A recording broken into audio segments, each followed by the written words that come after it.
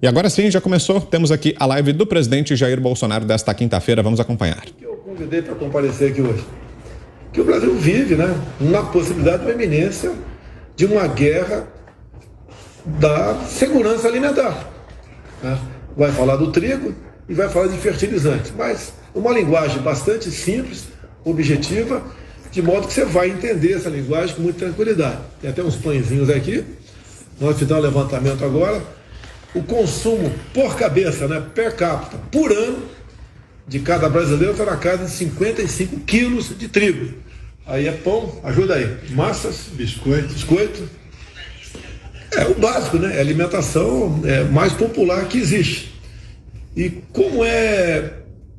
quanto o Brasil produz, quanto nós importamos, quanto a nossa dependência de trigo. Obrigado, presidente. É uma satisfação estar aqui com o senhor e com todos que nos acompanham aqui nos canais. O Brasil é um importador ainda de trigo, como o senhor bem colocou. O Brasil produz algo em torno de 7 milhões de toneladas e tem uma demanda de 12 milhões.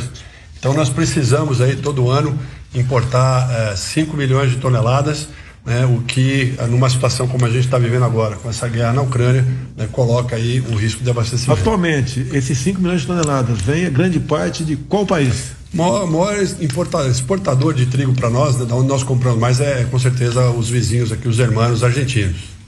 A Argentina está com problemas. Por exemplo, até há poucas semanas o diesel estava bastante barato, o pessoal ia abastecer na Argentina e acabou existindo uma interferência de preço por parte do governo federal, por ser barato. E agora está em falta diesel na Argentina. Então, isso pode ter reflexo na produção de trigo naquele país. Bem, o que o Brasil está fazendo e desde quando, obviamente pela Embrapa, de modo que nós possamos conseguir a autossuficiência de trigo no Brasil? A agricultura brasileira, presidente, ela é movida à ciência, Então, o Brasil, nós, a Embrapa, começamos a investir no melhoramento de trigo há décadas. O trigo ele é muito produzido no sul do Brasil, então quem está nos acompanhando aqui nessa live no sul sabe da importância do sul do Brasil, mais de 2 milhões de hectares, 2 milhões e 300 mil hectares aí no sul do Brasil. E desde 2012, presidente, a Embrapa, com tecnologia, vem trazendo o trigo aqui para os cerrados. Nós estamos falando aqui no Cerrado Goiano, no Cerrado Mineiro, já temos aqui mais de 200 mil hectares.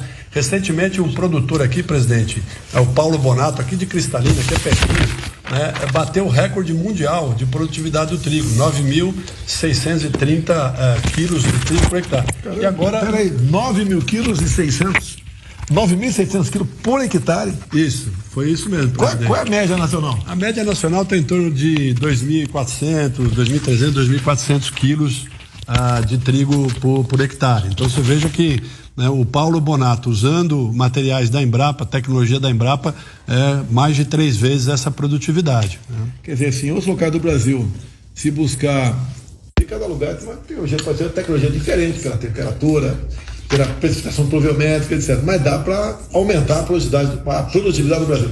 Dá. Com tecnologia, presidente, nós conseguimos fazer isso e tem mais. Estamos levando o trigo agora para Roraima, presidente. Roraima do governador Denário e também do meu amigo lá, o Edenilson Bolsonaro, isso mesmo?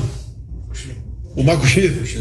Vamos lá. O que você tem para falar de Roraima para a gente aqui? Não, nós, por não saber que era impossível fazer, nós fomos lá e fizemos, presidente. Nós levamos o trigo da Embrapa lá para Roraima, plantamos naquela região que é o Lavrado de Roraima, que é conhecida ali como o Cerrado Roraimense.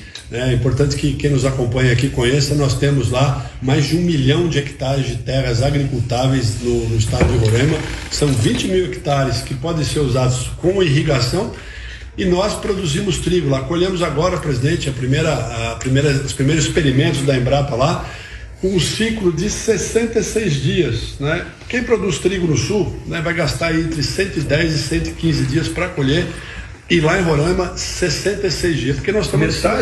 Metade. Então, em 2 meses e pouquinho, você tem umas plantas e colhe? Exatamente. Porque nós estamos ali em cima, praticamente, da linha do Equador. Eu estou falando que Roraima tem uma tabela periódica lá, tem tudo. Até eu falo de vez em quando, se eu fosse rei de Roraima, você bem capaz, rei de Roraima, o que é rei? Vou mandar na área toda.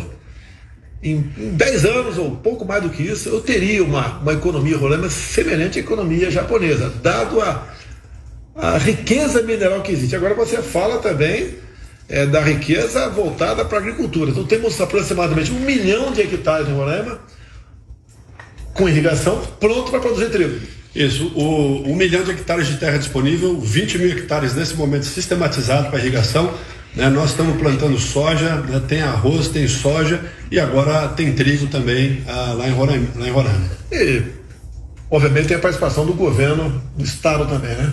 Sem dúvida. Eu converso de vez em quando com o Denário, ele fala bastante, o Denário, né? Ele fala muito do seu estado, isso é bom, sinal que ele tem muita coisa aqui falar sobre o estado. E olha só, se eu não me engano, o Roraima, mais da metade do território é reserva indígena. Então, realmente, é um estado que, se nós aprovarmos a nossa lei, que está desde o início do ano passado no parlamento, que permite ao indígena, se ele assim o quiser, poder fazer uso da sua terra como um fazendeiro do lado faz, Roraima realmente vai explodir, no bom sentido, no tocante à economia. Reservas minerais, agricultura. O que falta para nós, e muito, né, quando vai para reservas minerais, é nós agregarmos valor. É injusto você exportar mineral in natura, porque isso vai acabar um dia. Lógico, tem coisa que vai levar 100, 200 anos para acabar, outras 30, 40 anos para acabar. É injusto porque você não agrega valor nenhum. Você pode ver a bateria de nióbio, que eu lembro muito bem, né? Na pré-campanha minha, como o pessoal, muitos batiam em mim, zombavam de mim quando eu falava de nióbio, de grafeno. A bateria de nióbio já é uma realidade. Lá no ciclotron de Brasília, tem pequenas baterias de nióbio, logicamente estão sendo aperfeiçoadas, também com grafeno, e a qualidade dela recarga em poucos minutos. Imagine a revolução tecnológica que teremos na indústria automobilística com a bateria de nióbio grafeno. Voltando para Roraima, você tem esperança que Roraima brevemente comece a ser uma potência na produção de trigo? Essa é a nossa esperança, presidente. Nós ali temos tecnologia, né, temos uma equipe, né, o time da Embrapa, né, que conta com a nossa equipe de Roraima, tem a nossa equipe aqui da Embrapa Cerrado, que é uma das nossas 43 unidades, né? A Embrapa tem 43 unidades hoje em todo o território brasileiro, né? E nós estamos apostando muito nessa questão do trigo no Cerrado, aqui no Cerrado e também no Cerrado lá no Lavrado de Roraima. A Embrapa é uma realidade, uma coisa que nos orgulha. O mundo todo tem contato conosco e com a Embrapa, obviamente. Foi criada em 73 a Embrapa? Exatamente, presidente. 1973, naquela época, presidente, o Brasil era importador de alimentos. Para o senhor imaginar, nós importávamos carne da Europa, né? E quem se lembra aí, os mais experientes que estão aqui nessa live, hão de se lembrar que em 1986 houve o desastre de Chernobyl, aquele desastre radioativo lá, e nós compramos carne. O Brasil hoje é o maior exportador de carne do mundo, e naquela época a gente estava com medo que a carne viesse contaminada com radiação aqui para o Brasil. Nós importávamos naquela época leite dos Estados Unidos e, só para ficar em 3, presidente, feijão do México. E porque o Brasil, né, o governo brasileiro, tomou a decisão de criar, né, uma instituição focada em ciência, tecnologia e inovação agropecuária, em menos de 5 décadas nós saímos de um país que era importador líquido para se tornar uma das maiores potências agroambientais, presidente. Eu acho que é importante, né, para colocar para quem está conosco aqui, né, que nós hoje alimentamos 800 milhões de pessoas em todo o mundo, né, e protegemos 2/3 do nosso território, 66,3%. O Brasil realmente é um país fantástico, né? Há 3 anos aproximadamente, o Gilson, que era ministro do turismo, se afastou agora, porque deve disputar o Senado pelo estado de Pernambuco. Ele dizia que nós também importávamos água de coco em forma de pasta, tá? Então, é inacreditável o Brasil importar água de coco em forma de pasta, né? É realmente um absurdo. Como em 2014, que não é pegadinha não, eu lembro, deputado federal, tinha um deputado lá de Paraná, do PT, que seria do PT do Paraná, e ele estava à frente aí do parlamento do Mercosul. E via instrução normativa, a senhora Dilma Rousseff, nós passamos a importar banana do Equador. E a banana do Equador tem um problema, tá? No termo lá de importação, lá na instrução normativa, o controle fitossanitário passava a ser do Equador e não do Brasil. E na época eu pensei, como é que pode uma banana sair do Equador que não faz divisa conosco? Passa pelo canal do Panamá e chega no Porto de Santos a preço competitivo com a banana do Vado Ribeira, ali do lado. Eu achava e sempre achei isso uma coisa realmente esquisita. Bem, quando assumimos, conversei com a Teresa Cristina e essa instrução normativa, ela acabou sendo revogada. Quem me ensinou nisso aí também foi um colega do Exército, trabalhava comigo, né? O Sargento Mozart. Então revogamos isso aí, porque não tem cabimento. Então, muita coisa a gente vai mudando o Brasil. Eu até hoje não consegui entender porque a Dilma Rousseff, né, o seu ministro da Agricultura, passou a importar banana do Equador. E lá no Equador, pela região, área mais quente, mais próximo do Equador, tem certas doenças que não existem no Brasil ou são aqui no Brasil de formas menos agressivas, como a cigatoca negra, o moco da banana. Quer falar alguma coisa aí? O senhor está muito bem informado, né? Essa doença, a cigatoca negra, a raça 4, nós não temos aqui no Brasil ainda. Então, esse trabalho que o Ministério da Agricultura e a Embrapa, ela é vinculada ao Ministério da Agricultura, Pecuária e Abastecimento, esse trabalho de defesa, presidente, que nós fazemos, né, acho que é importante, né, fazer a defesa fitossanitária. Né? Se essa doença entrar, nós temos ali no Vale do Ribeira, no estado de São Paulo, no norte de Minas, produção de banana. O Brasil é um grande produtor de banana.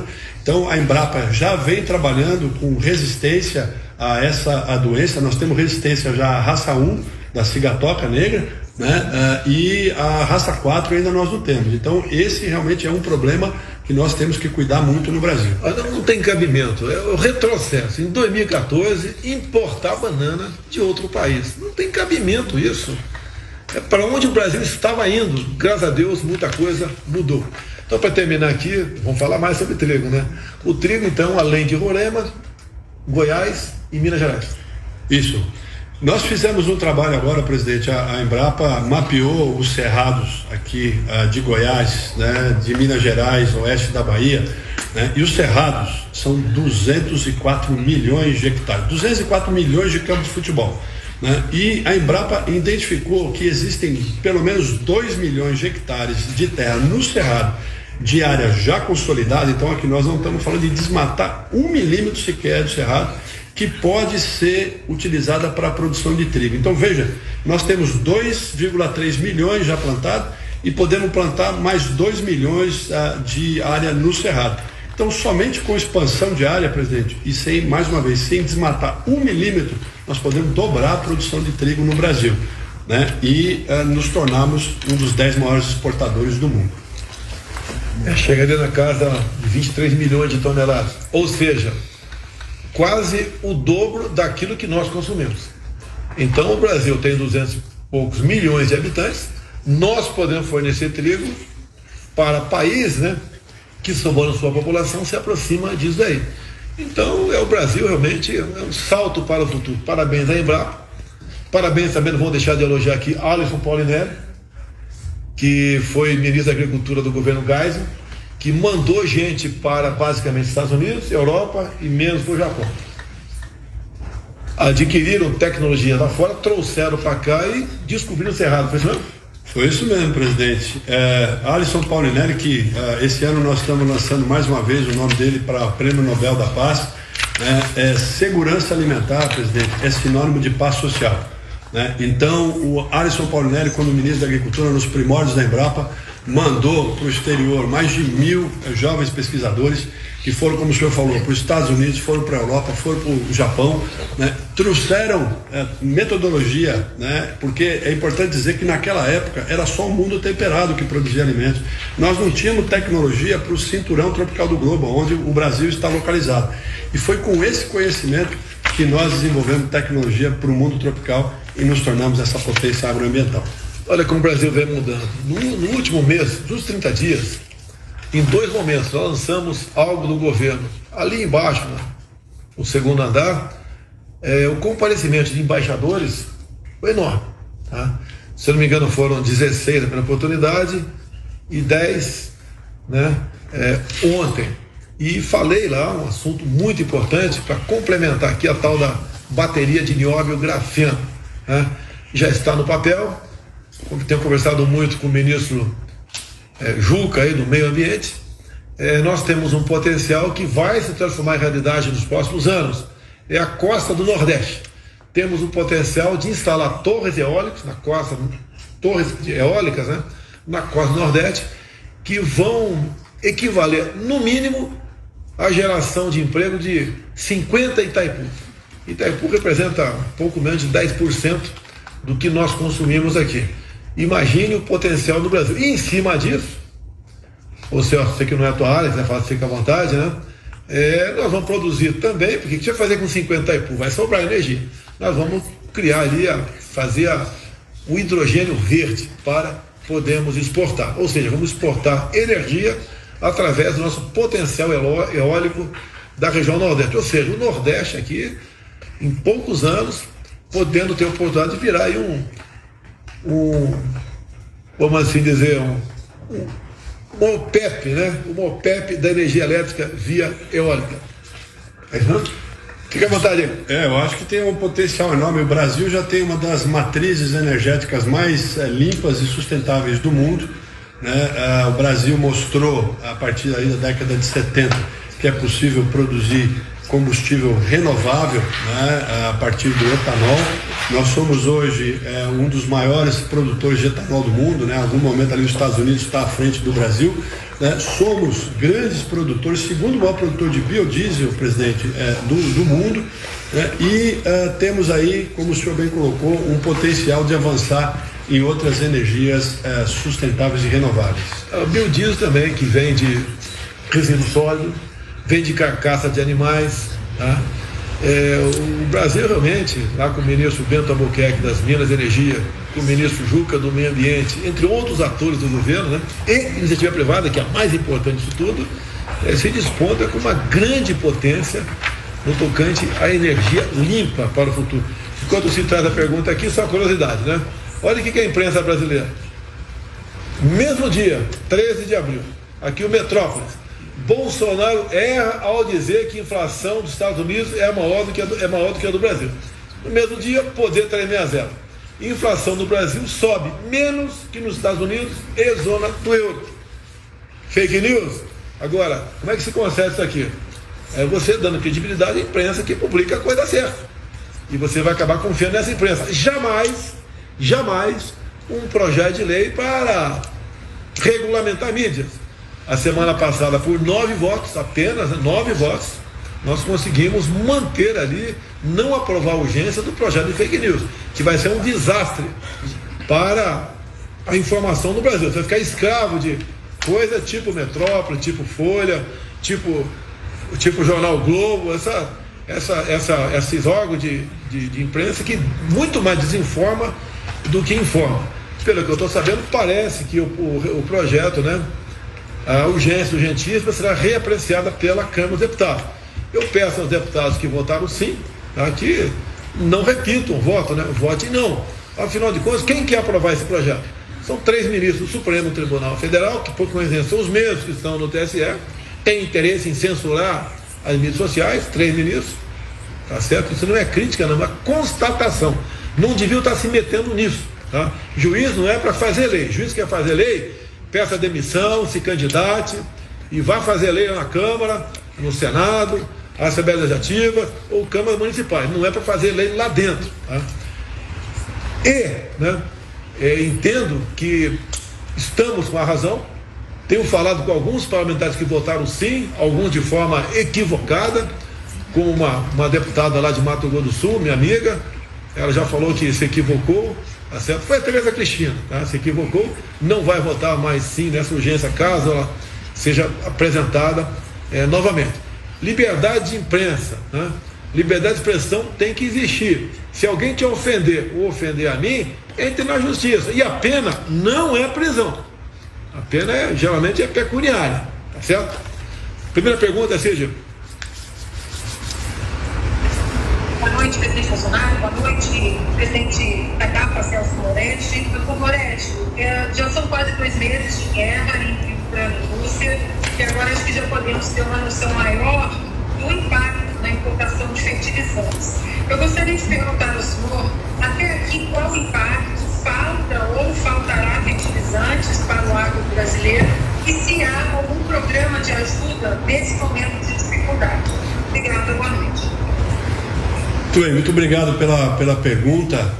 O produtor brasileiro, ele planeja com antecedência, né? Nós temos um agro que é extremamente competitivo, um agro que é sustentável, e eu digo que o impacto dessa guerra nesse momento ainda não é sentido no abastecimento de fertilizantes, né? Os nossos produtores já tinham comprado fertilizantes, né, para a safra de inverno, né, e estão se preparando agora para a segunda safra aí, a partir de setembro, né? A Embrapa, com o apoio do Ministério da Agricultura, né, com o apoio do Senar, nós estamos indo a Campo Presidente, estamos visitando 48 polos agrícolas em todo o território brasileiro, né? Nós vamos cobrir aí uma área de quase 70 milhões de hectares, 70 milhões de campos de futebol, levando a caravana Fértil Brasil Embrapa, né? Com o apoio da Secretaria de Assuntos Estratégicos, né, do nosso amigo Almirante Rocha, né? Nós vamos estar lá transferindo a melhor tecnologia para o produtor rural brasileiro, para aumentar a eficiência de uso do fertilizante de 60% para 70%, e o impacto desejado, presidente, é uma economia de $1 bilhão nessa próxima safra que começa aí a ser plantada em setembro. Então, é um problema, obviamente. O Brasil tem uma dependência enorme do mercado externo. Nós vamos falar um pouquinho mais à frente, né, presidente, sobre essa questão dos fertilizantes, né, mas a Embrapa, né, o Brasil está reagindo a esse momento e nós vamos com certeza suplantá-lo. Ok. Amanhã, às 10 horas, tem um passeio de moto, né, uma motociata, de São Paulo até Americana, que se inicia, a largada é 10 da manhã. Lá no Sambódromo, estarei presente, fui convidado, estarei presente e irei até a Americana. E depois de lá eu seguirei destino, devo ir para o Guarujá, onde retorno domingo à noite ou na segunda de manhã. Também quero complementar que no dia de hoje, o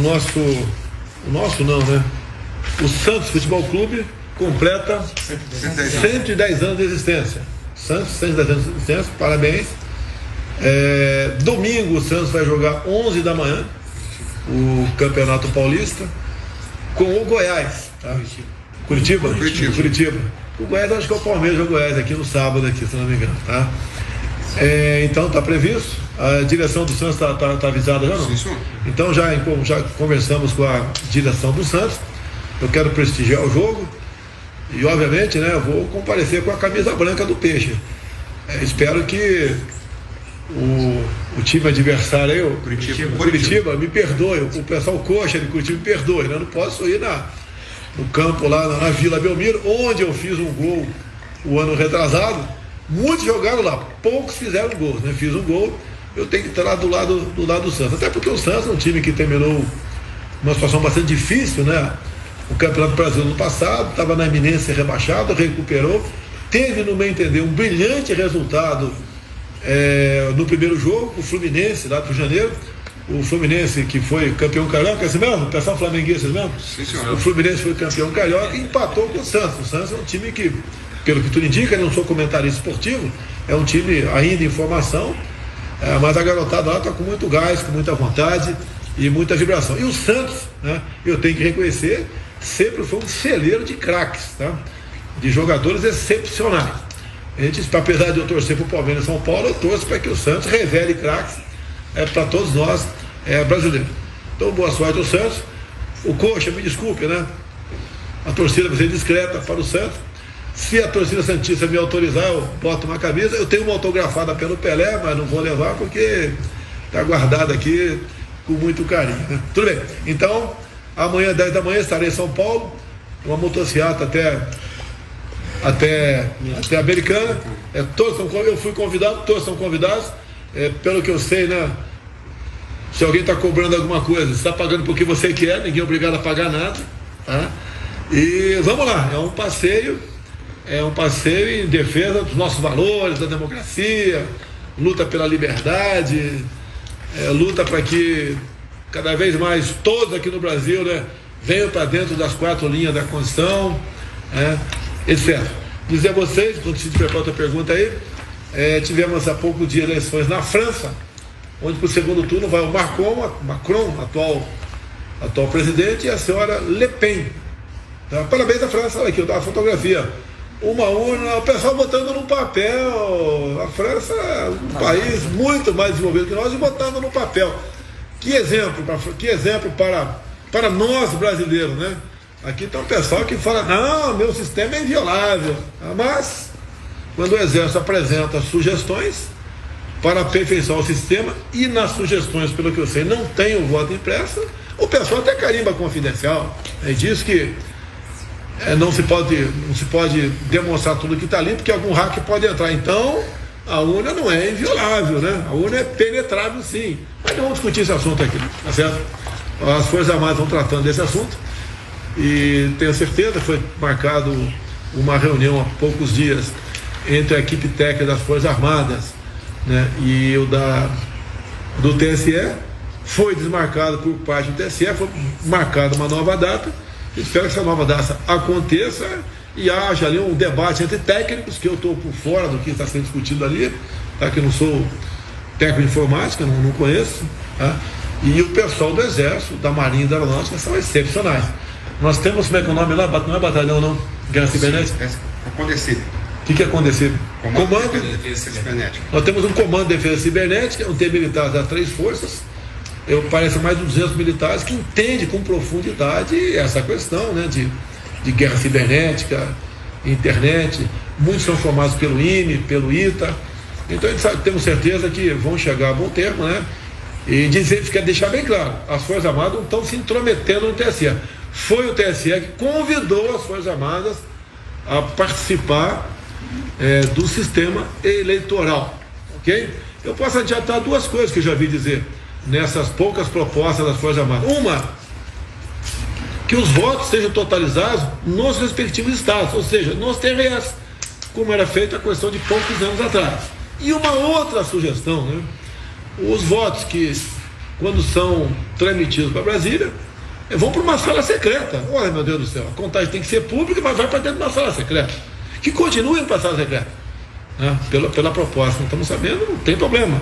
Só que o mesmo canal que leva uma sala secreta vai levar para outra sala aberta, onde estarão as Forças Armadas, a CGU, a OAB e mais umas 10 entidades que foram convidadas também pelo então presidente do TSE, o ministro Barroso. Então temos tudo para fazer as eleições tranquilas, sem problemas, só questões técnicas. Não vai ter o voto impresso, não vai ter o voto no papel, de modo que nós possamos ter umas eleições sem suspeição, certo?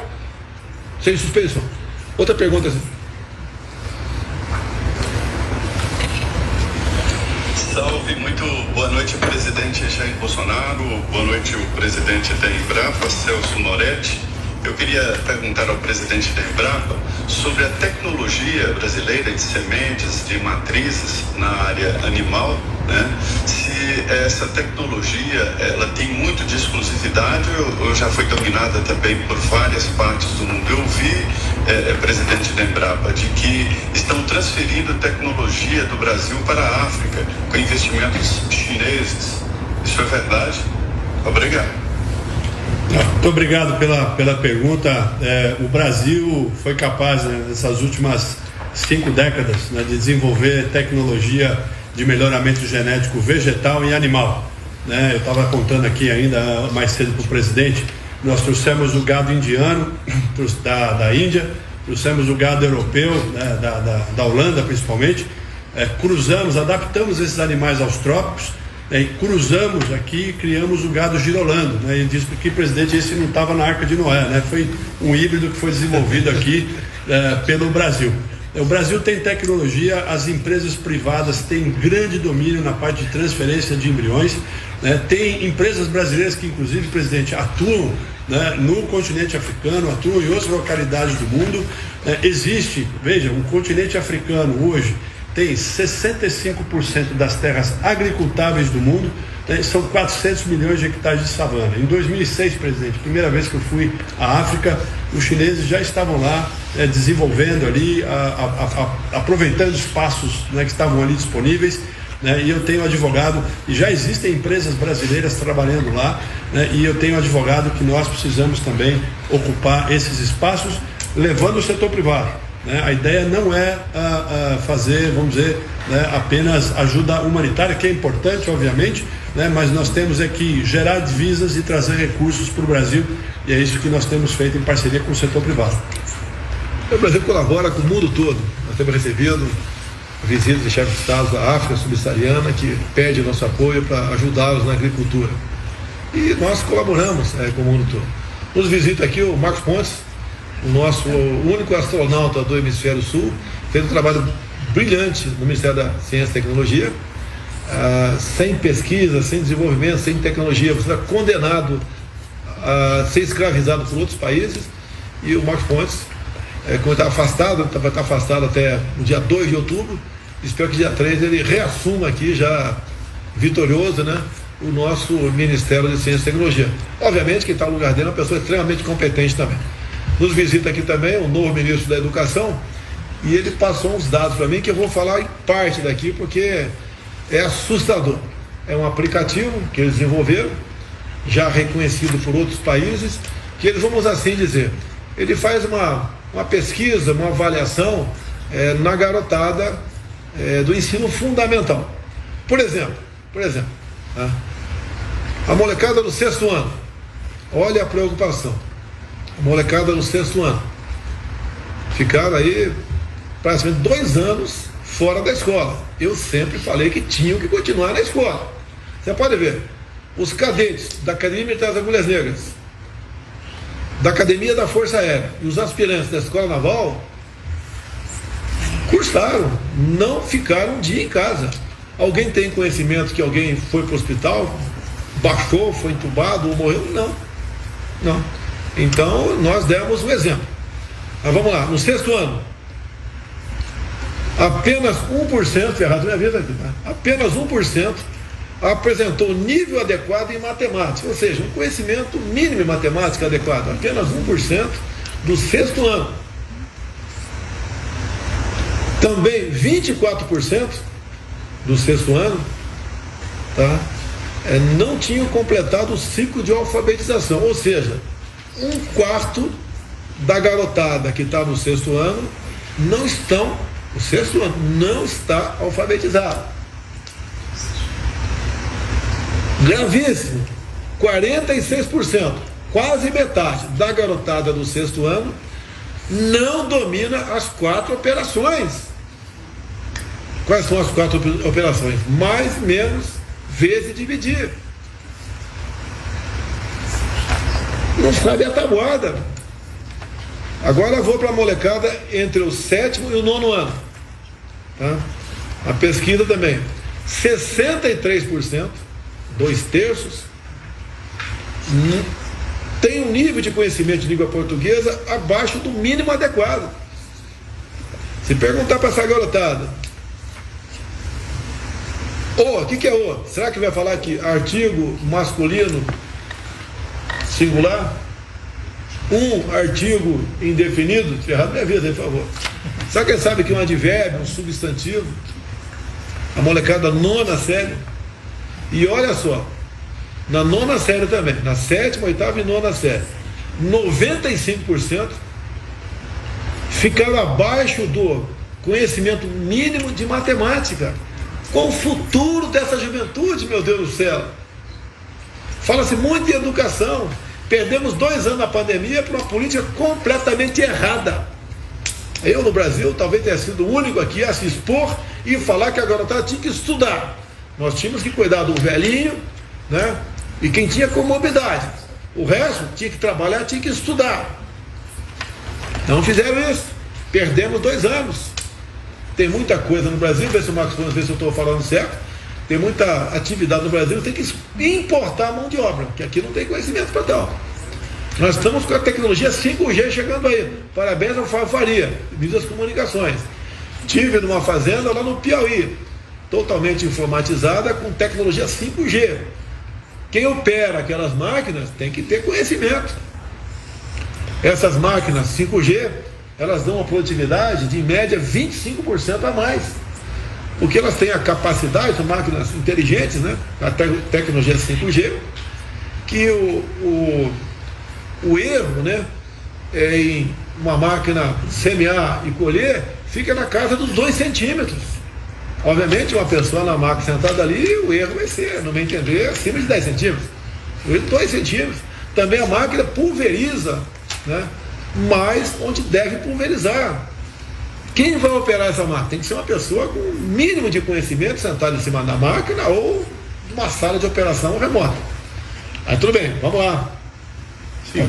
Pois não, você com a palavra aí. Obrigado, presidente. Eu só gostaria, senhor, que eu trouxe aí vários exemplos muito interessantes. Essa é a realidade da agricultura digital, né, que está chegando no Brasil. O Brasil hoje tem tecnologia, a Embrapa vem desenvolvendo tecnologia com seus parceiros, de uso de drones, sensores, internet das coisas, inteligência artificial. E tem mais, presidente, nós estamos avançando para o reconhecimento focinhal, né? É o reconhecimento dos animais, né? O focinho do boi, ele é único, igual a nosso polegar, né? Então nós estamos avançando com tecnologia para reconhecer cada animal, né, pelo focinho, com inteligência artificial. Eu estou preocupado porque eu sou palmeirense, sou porco. Realmente, complemento, por favor. Não, então essa é uma realidade da agricultura digital que realmente chegou, né, e que nós vamos ainda avançar ainda mais, né, como um grande produtor de alimentos, fibra e bioenergia com essa tecnologia digital. É assim que a gente consegue aí melhorar o que nós produzimos, conseguindo produtividade e os preços caem. Não é defendendo controle de preço. Já tivemos experiência no Brasil no passado, tivemos na Venezuela também há pouco tempo, controle de preço, levou o quê? Não levou a inflação, não, levou ao desabastecimento. E com preço controlado, ninguém vai produzir algo para vender com prejuízo. Jogo rápido aqui, né? Eu fiquei chateado, não como capitão do Exército, como cidadão brasileiro, parte da mídia, atacar as Forças Armadas, comprar o Viagra, comprar 30 mil comprimidos de Viagra. Ô, jornalistas, pelo amor de Deus, vocês dizem que são jornalistas investigativos, né? Escreve uma besteira dessa. O Viagra aqui, cujo princípio ativo é que sildenafila é usada para hipertensão arterial, entre tantas outras coisas. Também a questão do Botox, bateram muito nas Forças Armadas. O Botox é usado, eu não sabia, tá? Para algumas patologias neurológicas, distonia, doença de Parkinson, espasmo miofascial, etc. Falaram também no, como é que é, um implante peniano aí, prótese peniana. Olha, foram duas do Hospital Central comprado ano passado, abriu-se licitação para comprar aproximadamente 30, né? Mas não quer dizer que não comprou 30. Por que bota 30? Ele bota a projeção, quando deve ser usada, é uma margem a mais para não fazer uma nova licitação. E cada licitação custa uma fortuna. E o ano passado, se não me engano, foram duas, né? 2 próteses. Agora, para que usar essa prótese? Porque o cara faz uma cirurgia de próstata e passa a ter disfunção erétil. Por que não dar essa prótese para ele? E tem gente também, não sei se serve para isso, não sei, eu já vi falar que tem gente que tem fratura do pênis. Não sei como, não me pergunte como, mas existe isso aí, tá certo? E parece, não tenho certeza, que se usa essa prótese peniana para isso. E no mais, né? Os militares, a gente desconta um percentual todo mês do nosso contra-cheque, e quando há o procedimento cirúrgico, descontam mais ou menos 20% daquele procedimento, tá certo? E o dinheiro é nosso. Agora, aí vem os memes, vem as brincadeiras, né? Até gostei, né? A nossa pílula jamais será vermelha, tá lá a pílula azul do Viagra, tudo bem, né? Mas quem leva para a maldade, isso é um crime contra as Forças Armadas, que não é minha não, é de todos nós. Umas Forças Armadas que tem uma história, não essa contada pela esquerda, é uma história de vitória, história de luta, de garantia da nossa democracia, garantia da nossa liberdade. Está agora, né, dentro do TSE, convite do TSE, tratando aí apresentando sugestões para que as eleições sejam realmente confiáveis, né? Tenho certeza que o próprio TSE, se não todos, a grande maioria quer eleições limpas, e vamos tocando a vida. Tem uma pergunta? Mais uma. Então, enquanto ele traz para cá a pergunta, né? E tivemos a sexta-feira no Hospital do Câncer em Bagé, lá com o prefeito Lara, dizendo as obras lá do hospital. Tivemos depois em Passo Fundo também, inaugurando o aeroporto regional. Tivemos também na duplicação do contorno de Pelotas, né? Essa semana aqui nós comemoramos 12 mil pontos de Wi-Fi, junto com o ministro Fábio Faria, né? 12 mil pontos de Wi-Fi em escolas, tendo 10 mil pontos em escolas rurais e também nas reservas indígenas. Não tenho quantidade exata aqui, mas muita internet, né, via Wi-Fi em escolas indígenas pelo Brasil. Tudo bem, tudo bem. Agora há pouco de manhã estive em João Pinheiro, Minas Gerais, e depois passei em Paracatu, foi uma parada inopinada, uma aceitação enorme, né, com a nossa presença, o povo na rua. Nós disponibilizamos essa imagem para todo mundo. A inopinada não tem nada programado. Então, quem chega na cidade, o povo não sabe quem está chegando na cidade. Foi muito bem tratado por um jovem prefeito daquela cidade que foi conosco, comeu um pastel, faltou o caldo de cana, mas tinha um pastel. E em João Pinheiro também entrega de títulos da reforma agrária. Tá certo? Vai lá, filho. É a última? Senhor, pergunta. Depois? Vai lá.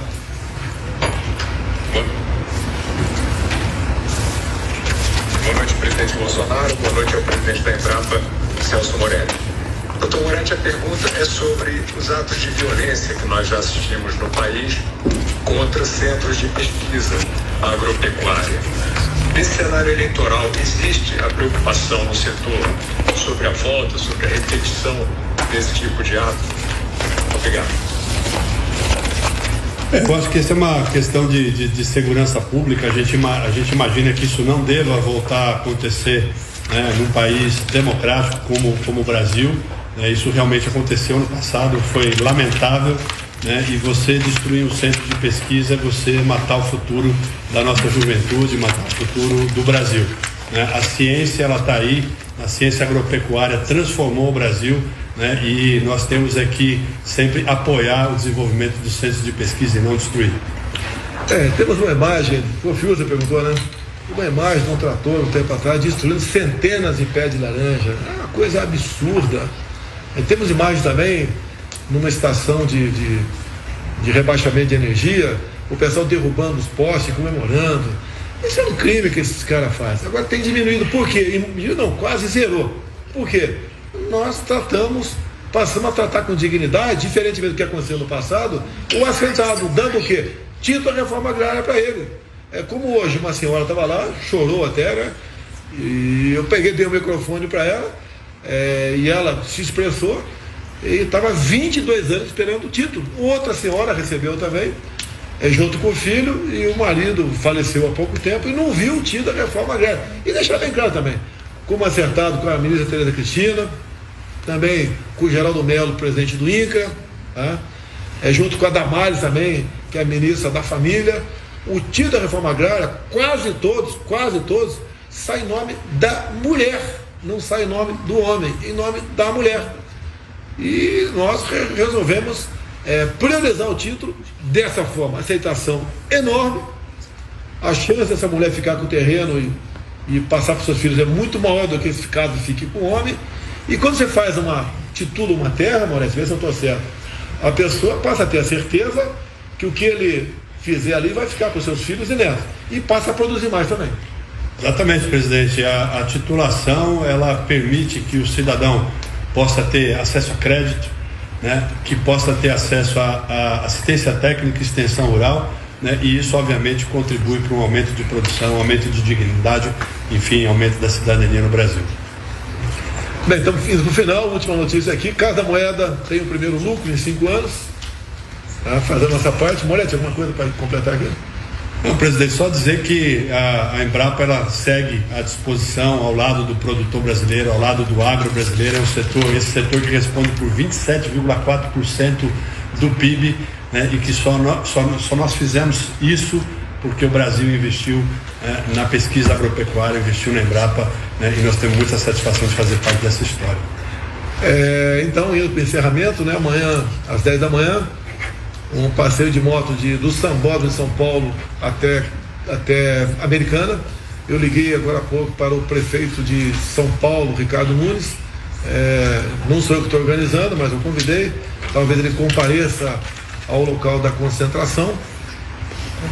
E, se Deus quiser, vai dar tudo certo. É uma demonstração espontânea de motociclistas de São Paulo e região, né? Sempre mostrando o seu patriotismo, a sua vibração, a sua crença na democracia, o seu aviso: olha, liberdade não se mexe, né?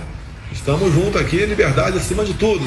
O pessoal deve saber, logicamente sabe, né? Porque a rodovia Presidente Dutra foi relicitada há poucas semanas e, além de nós baixarmos o pedágio em torno de 30%, nós zeramos o imposto para motociclistas. E está acertado, né, com o ex-ministro Tarcísio, e quanto ao ministro também agora aqui, o Marcelo, da infraestrutura, que qualquer nova licitação, qualquer novo contrato, não tem pedágio para motocicleta. O que se arrecadava de pedágio equivalia a aproximadamente 0,2% do montante, quase nada. Então, o motociclista, ao não pagar pedágio, o risco de sofrer acidente, que era muito alto na região de pedágio, diminui bastante, porque ali, quando os caminhões param, sempre fica um pouco de hora na pista, além de dar um conforto, né, dar mais segurança e também economia. Amanhã, então, vamos lá, pessoal, 10 da manhã, largada, hein? Amanhã é sexta-feira, Campo Santana. Sexta-feira Santa. É sexta-feira santa. Feriado, tá certo? E vamos lá para Americana. E tem lá um ponto de dispersão, né? Talvez tenha um carro de som para alguém falar alguma coisa lá e depois cada um segue destino. Antecipadamente, eu agradeço a todos que porventura participem desse passeio motociclista. Outra coisa, pelo que eu sei, não tem que pagar nada não. Quem está pagando aí, poxa, não sei não, hein? Abre o olho vivo aí. Moretti, até a próxima. Obrigado a todos da Embrapa, na pessoa do Moretti. Esse é um país que vai para frente. Tá ok? Até quinta-feira que vem, se Deus quiser.